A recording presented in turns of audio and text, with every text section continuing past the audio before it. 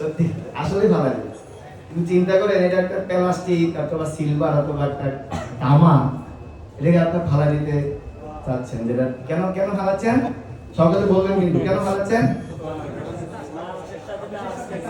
সবাই বলতে লজ্জা লাগছে, বাসায় নাই তো বলতে সমস্যা কি? এটা এই কুখাদ্য, কি খাদ্য, ওটার সাথে কি করেছে, এটা গাছ লেগেছে। এটা কিন্তু খেয়ে ফেলে না, কিন্তু গ্লাসটা খেয়ে ফেলবে জিনিসটা, শুধু টাচ লেগেছে, এই কি ফালা দিবেন। আর চিন্তা করুন,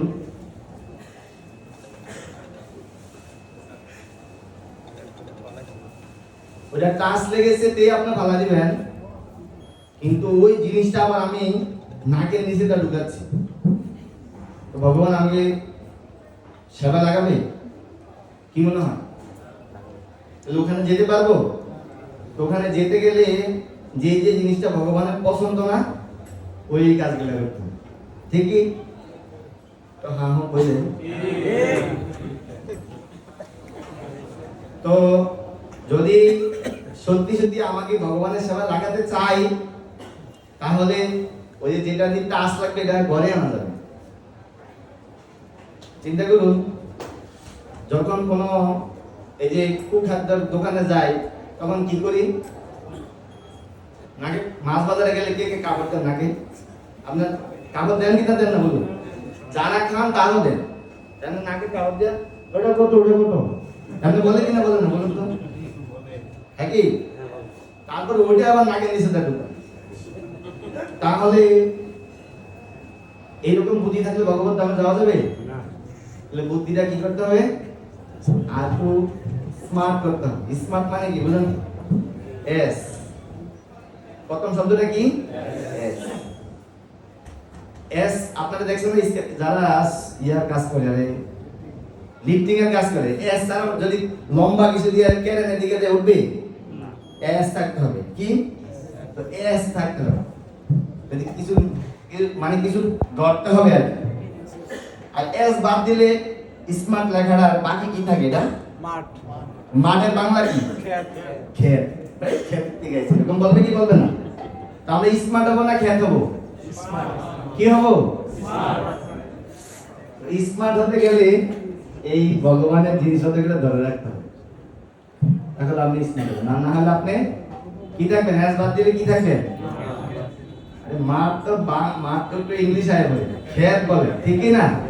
কি বলবো? বলে ক্ষেতের থেকে আইছে, এরকম বলে কি বলে না? যদি ভালো কিছু না পারে কি বলবে? ক্ষেত। তো আমরা কি হতে চাই? সত্যি? তাহলে বাড়িতে ভগবান যা যা চায় সেটা সেটা করতে হবে। তো ভগবান, আপনারা এখানে বেশিরভাগই কয়েকজন মাতাজি আছে, আর বেশিরভাগই পুরুষ। কি পুরুষ? আমরা হচ্ছি পুরুষ। তো পুরুষের দায়িত্ব ফ্যামিলিতে না মাতাজির দায়িত্ব ফ্যামিলিতে? না বেশিরভাগ দায়িত্ব টাকা টাকা ইনকাম করার দায়িত্ব টাকা, কি খাইছে না খাইছে নিজে দেখাশোনার দায়িত্ব টাকা পুরুষের। উনি তো শুধু গৃহিণী, ঘরে থাকবে, বৈদিক শাস্ত্রে যেটা সিদ্ধান্ত। এখন না মাতাজিরা কাজ করে, আমরা সিঙ্গাপুর আসলে না কই সমান লেডিস ফার্স্ট, কিন্তু আসলে লেডিস পরে হবে, ঠিক? কিন্তু অ্যাকচুয়ালি পুরুষের দায়িত্ব। তা আমরা যে মনে করছি নিজেকে পুরুষ, তা আমাদের একটা দায়িত্ব থাকে, ঠিক না? বাড়িতে ফোন করে বলি বাচ্চাকে খাওয়াইছো? হ্যাঁ হ্যাঁ, ওই ওই এই নতুন কিনা আইছে এখন ফলের নাম লিচু, লিচু ভালো লিচু দিবা, বলি কি বলি না? কেন? আপনি বাড়ির পুরুষ, আপনার একটা দায়িত্ব আছে, ঠিক কিনা বলুন? হ্যাঁ কি না?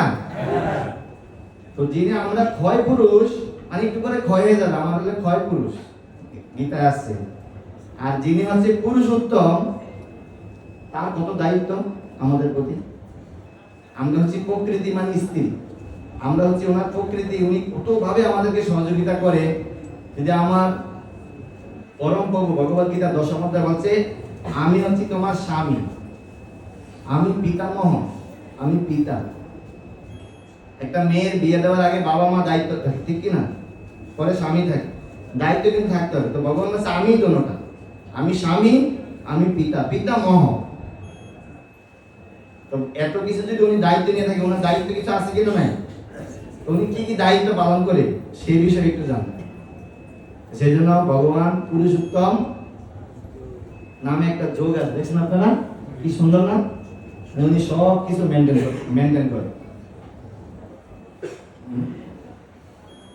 পুরুষোত্তম যোগ ভগবান শ্রীকৃষ্ণ কর্তৃক বর্ণিত পরম পুরুষোত্তমের। তো আমরা শ্লোকটি পাঠ করবো সকলে একসাথে, পরে যদি পারি সময় পাই পরে দুই একটা কথা বলবো, হ্যাঁ কি না? তো সবাই একসাথে বলবেন, হ্যাঁ আমার সাথে সাথে বলবেন।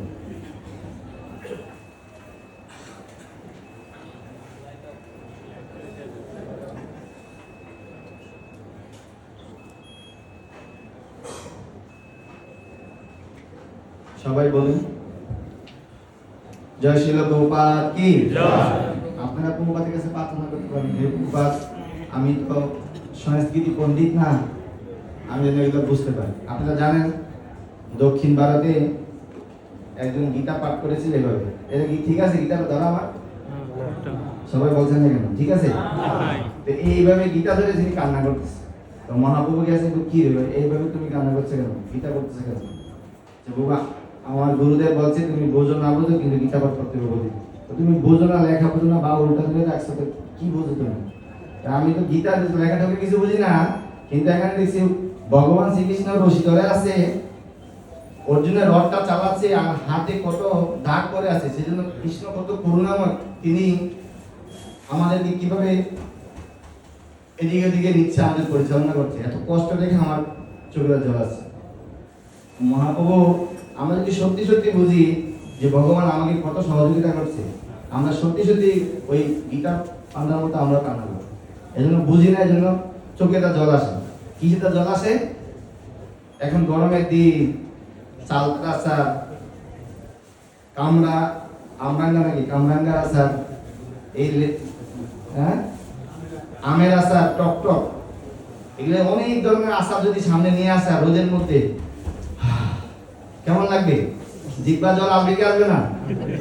চোখে দিয়ে কিন্তু জল আসে আর না আসে তাতে কোনো অসুবিধা নেই, কিন্তু জিহ্বায় জল আসে। এই জন্য ভক্তিবিনোদ ঠাকুর বলছে, কি বলছে? তার মধ্যে চৌপতি, তার মধ্যে সত্যি জীবতী বলছে, তার মধ্যে চৌপতি,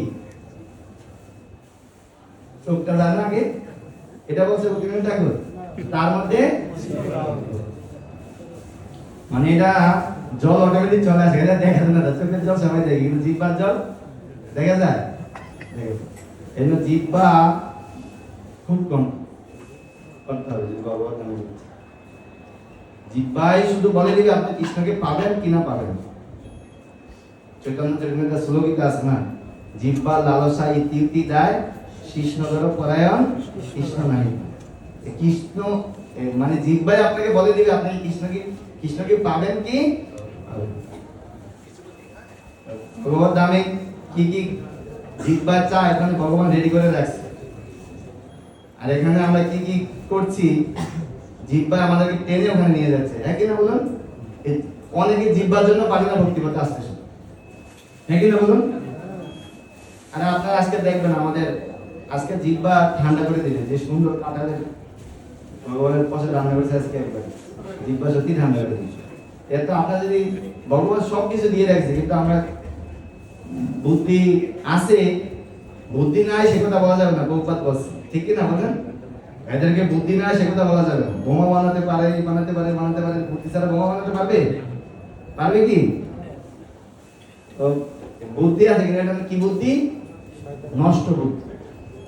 বুদ্ধিটা নষ্ট হয়ে গেছে, মানে যেটা কৃষ্ণের সেবা লাগবে না সেটা নষ্ট। তো সেই জন্য ভগবানের কাছে প্রার্থনা করতে হবে যে ভগবান আমার নষ্ট বুদ্ধি, জ্ঞান নাই, ভালো কিছু দেখতে পারি না। আপনারা সত্যি দেখেন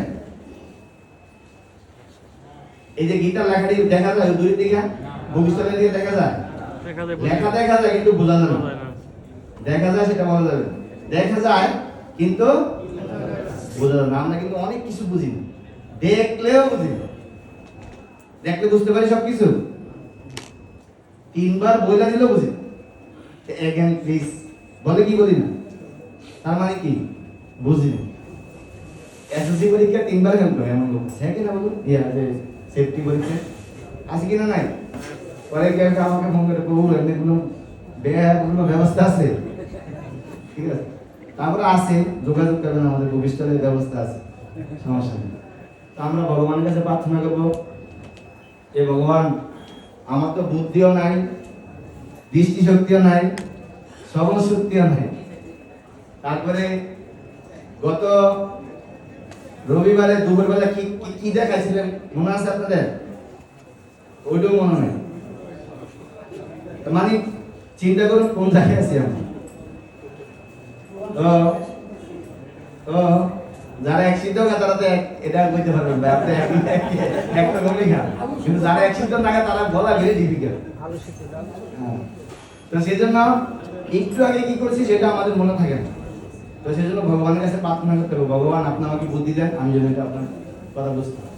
তা আপনারা সবাই আজকে পুরুষোত্তম মাসের একটা দিন, পুরুষোত্তম যুগ, ভগবান আমাদেরকে কি সুন্দর করে এই আমাদেরকে মেনটেন করছে, মানে উনি যে পুরুষ। অনেকে বলে না, অনেক দেখবেন স্বামী স্ত্রীর ভিতরে ঝগড়া, তুমি কিসের পুরুষ, তুমি কোনো দায়িত্ব নিতে পারো না, এরকম বলে ঝগড়া লাগবে, হয় না এরকম? মানে কেন? উনি যেন বলছে আমি পুরুষ, তোমার কি দায়িত্ব কিছু আছে কিনা? আছে না? কত বড় বিজ্ঞানী আছে, আইফোন বানায়, এই বানায়, এরা তো মনে করতে পারে আরে কি বানায়, কৃষ্ণ কিসের পুরুষোত্তম, আমি সেই, আমি এটা মানে কত কিছু দিচ্ছি না। তো ওনারা বলতো, ঠিক না? ঠিক আজ পর্যন্ত শুনছেন ওনাদের কথা কেউ কিছু বলতে কৃষ্ণ সম্বন্ধে? যারা বলে তারা হচ্ছে কান অন্ধ, তারা কৃষ্ণকে দেখতে পারে। কিন্তু উনি হচ্ছে পুরুষোত্তম। তো সেই জন্য